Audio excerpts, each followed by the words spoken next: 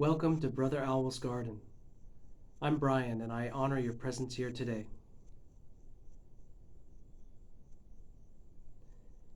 Many of us have heard the expression, "You have the right to remain silent." And what's funny about that expression is every time that expression is spoken, it is in a time of great tension and strife and worry because somebody is being arrested.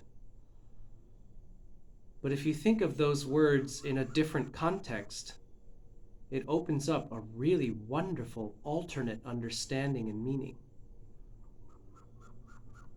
First of all, being arrested, being stopped, stopping yourself, stopping the crazy roller coaster in your mind from whipping you all over the place and running off with you. You have the right to remain silent. You have the right to remain silent. You have the right to abide in stillness and silence within.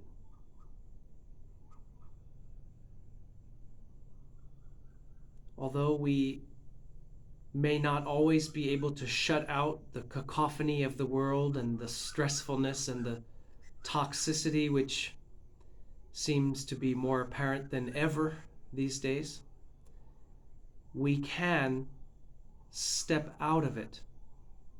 I'm not saying to bury our heads in the sand and pretend we don't know anything or don't want to be aware of anything that's happening in the world.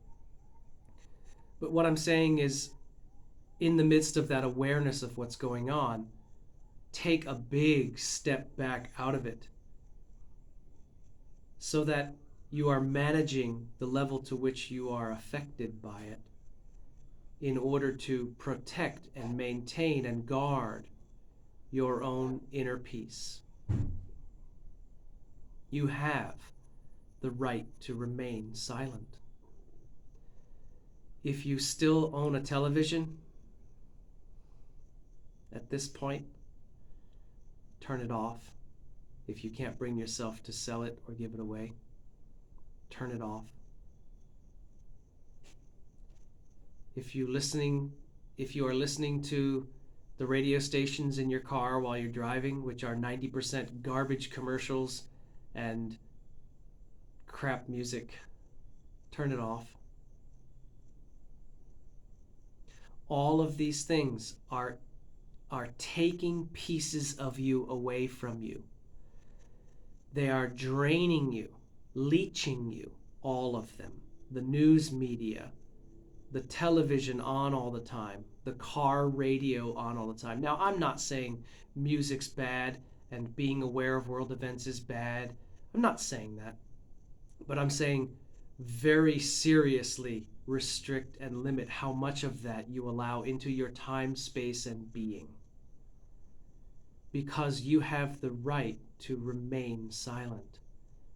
And you will come to find that remaining in silence is not some harsh, ascetic, disciplinarian practice of, trying to abstain, etc., which is an imbalance in itself.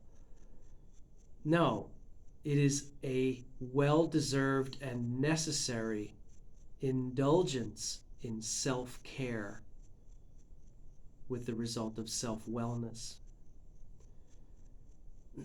A muddy pond will clean itself completely if it is left alone in stillness. But only in that case, not when there's turbulence and tumultuous, distracting, noisy, attention-grabbing, energy-draining things happening within it. No, only when it is left unto itself to settle back into its true nature. Then it clears and cleans itself of its own accord. The mind is the same. I'm asking you for your sake, as the world becomes increasingly delusional, disconnected, and insane, to guard your peace, cultivate your peace, manage your peace, protect your peace, and practice your peace by abiding in stillness and silence. You have the right to remain silent. As much as you are able within the reality of your life, create and maintain silent times in your life. For example, in the morning and the evening, at least once a day, preferably like bookends in the beginning and end of your day. If possible, another one in the middle during your lunch break or something to that effect. And tune out the noise and raucous of the world. And let yourself simply be rid of those things, untangle from those things, and settle back into your true essence, which is calm, clear awareness, peaceful, lucid, blissful. It's not that you have to strive and struggle to become those things. It's that you already are those things, and other noisy, distractive, draining things have been piled onto you or absorbed into you or allowed into your life one way or another. Simply remove all that is not you and all that is not yours, and you will increasingly attain that divine state which you are. I shouldn't even say attain, I should say return to.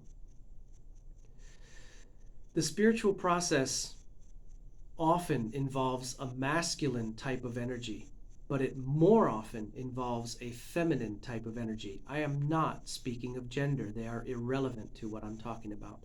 I'm talking about a term describing the essence of a dualistic whole of spirituality, wherein masculinity would be protecting, defending, grabbing, um, exerting, and sometimes that is what is necessary. That is what is needed exactly. When you need the warrior, you want masculine. When you need the defender, usually the masculine is a good one for that too. When you want to heal and nurture, the feminine steps in. This is where the feminine is. And the feminine is about, with white and black, it's the black. With grasping or releasing, it's releasing. With form or formlessness, it is formlessness. Doing and not doing, it is not doing. And plus and minus, it is minus. That doesn't mean bad. It means plus or minus, the dualities. We often contaminate our understanding of things by projecting emotional values onto them, which are false and misleading and detrimental. So the feminine aspect is releasing and letting go. So think of the pond. That is feminine. Nobody went there and put their hands in the water and grabbed all the dirt out and rearranged it and sorted it in some other. That would be a masculine approach to that, and that is not what's needed in that case. The feminine is withdraw, release, let go, let it be. And then it's cleaned of its own accord. That's right, Lotus. So remember, you have the right to remain silent, and I'll go further than that. You have the need to remain silent, especially with how the world is today. And I am definitely not open to toxic positivity about how the world is today. It's a mess because of the disconnect, delusion, and insanity that is apparently coming to a head in our species. Whatever will come of it, I can't say, but you not only have the right to remain silent, you have the need to remain silent. Create spaces of silence and stillness. They go together in your life. If you have children, wait till they are off to school. If you have a very hectic, busy life. Maybe it can be in your car before you head back home from work, or whenever you have a private few moments to yourself where you can shut off your phone and your TV and your radio and everything else. Shut out the noise. And it's not a pushing and resisting against the noise, it's just a shutting it off. Shutting it off to what? Access to your consciousness and your life and your world and your space and your time and your being. Clip, you can't come in now. Indulge. It is not asceticism or disciplinarianism. It is self-care. You have the right and the need to remain silent. Create a space in the morning, create a space in the evening, create a space in the middle of the day if you can. Gradually expand them as you are able. And as you continuously drink the nectar of the silence and stillness within,